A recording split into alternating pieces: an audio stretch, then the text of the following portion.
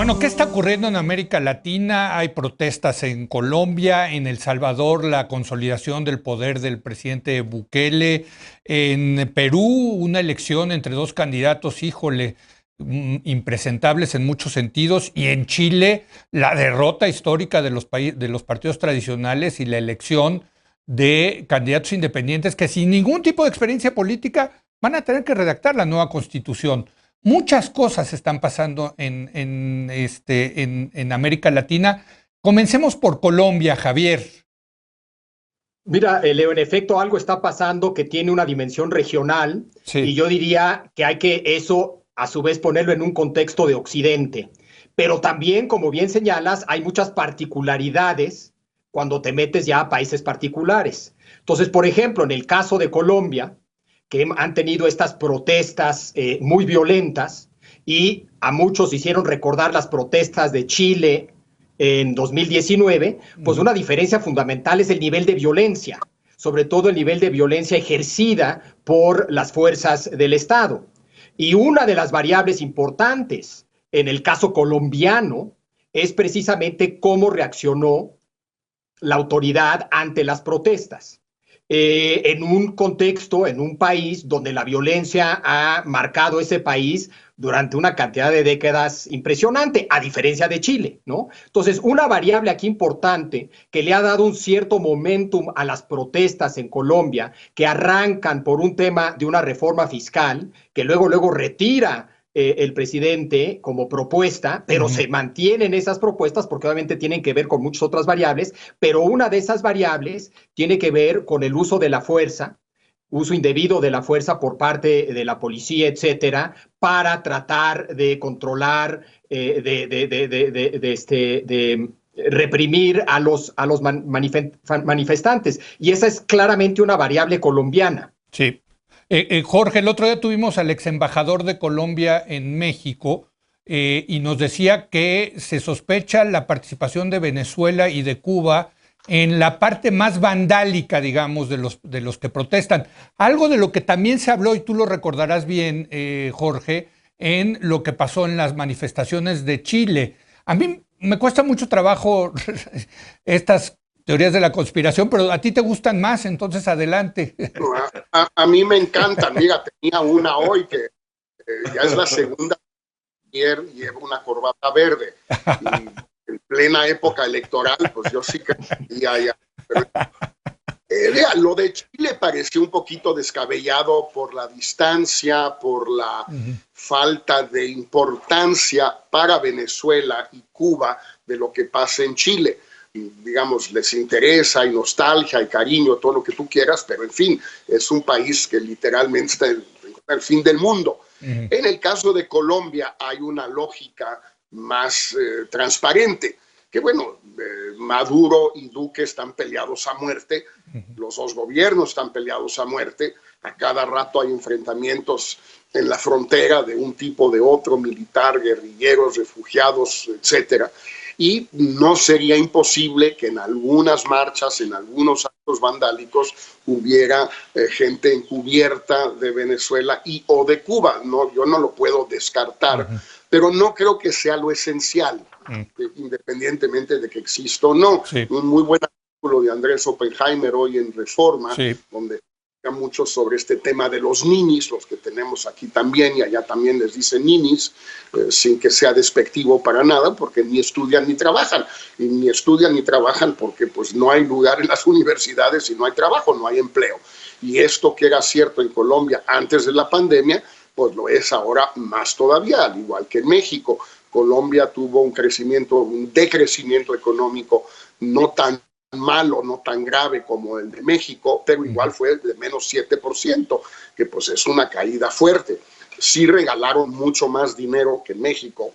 Y por eso querían hacer la reforma fiscal, por cierto. Es que ahí está todo el asunto. Si tú quieres tener una política más o menos decente para la gente, a diferencia de México, pues tienes que financiarla con algo, y pues la única manera fue esta reforma fiscal que según todos los expertos regionales, internacionales, etcétera, estaba bastante bien planteada, Leo.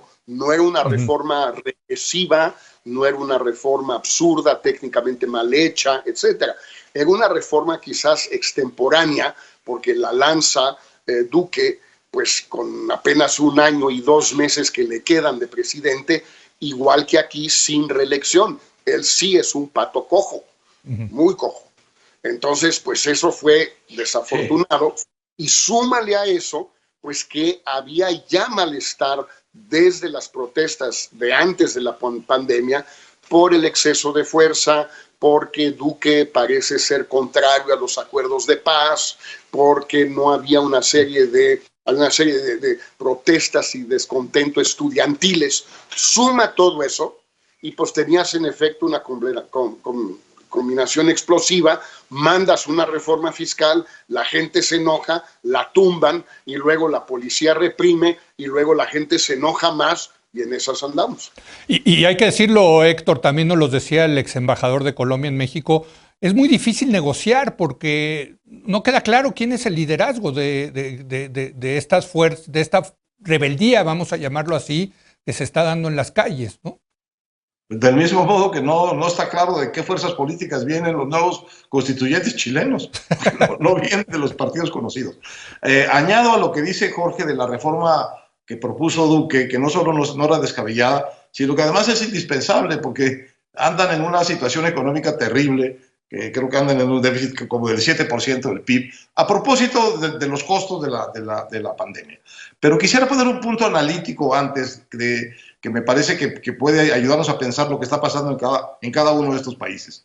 Viene de una entrevista que le hicimos Jorge y yo a Michael Reed, el corresponsal de The Economist en las Américas, sobre qué pensaba él que podía derivarse de la situación actual. Y hacía una comparación muy buena, yo creo que muy pertinente, como estamos viendo ahora. Dice, en la gran crisis de los años 80 hubo 8 cambios de regímenes políticos en América Latina.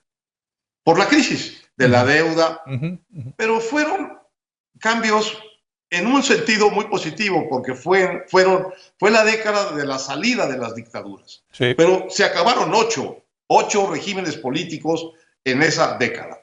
Y él decía que él pensaba que en esta pandemia, con la profundidad de la crisis social, de salud y económica de la pandemia, iba a haber algo parecido. Una cantidad muy importante de cambios serios de regímenes políticos. Y es lo que estamos viendo, empezando a ver en los países de América Latina. En Chile, bueno, no se diga, apareció una ciudadanía chilena con una representación política que no existía. En Colombia aparece esta protesta social que no tiene como sujetos políticos específicos. En Brasil, bueno, se anticipa una gigantesca confrontación de Bolsonaro con el regreso de Lula. Lo que está pasando en Perú es increíble. Entre las cosas, entre las 2 personas que tienen que optar los peruanos, pues realmente ni a cuál irle. De manera que hay como una efervescencia en muchos sentidos desconocida, inexplicada, que lo que está diciendo es que los regímenes políticos de América Latina, que ahora son democracias, no alcanzan para procesar esas protestas, digamos, aceleradas por la pandemia, pero no sembradas por la pandemia. Ya venían desde antes. Sí. De manera que sí estamos, yo creo, en un gran cambio de época política, de regímenes políticos, de hábitos, de costumbres, de instituciones políticas en América Latina. Eso me parece que es el horizonte en el que estamos. Pero fíjate, lo que tú dices de los años 80, de que cambiamos de regímenes autoritarios a la democracia, fue positivo. Ahorita, si entiendo bien, Héctor, el argumento es que iríamos en sentido contrario. O sea, habría regresiones autoritarias. Y en ese sentido, pues tenemos que hablar de Bukele en El Salvador, ¿no? Este populista de derecha que está cambiando el régimen, la muy frágil democracia salvadoreña. Y desde luego, pues tenemos que hablar de Chile. Chile, la joya de la corona, el caso de éxito del neoliberalismo, ¿no?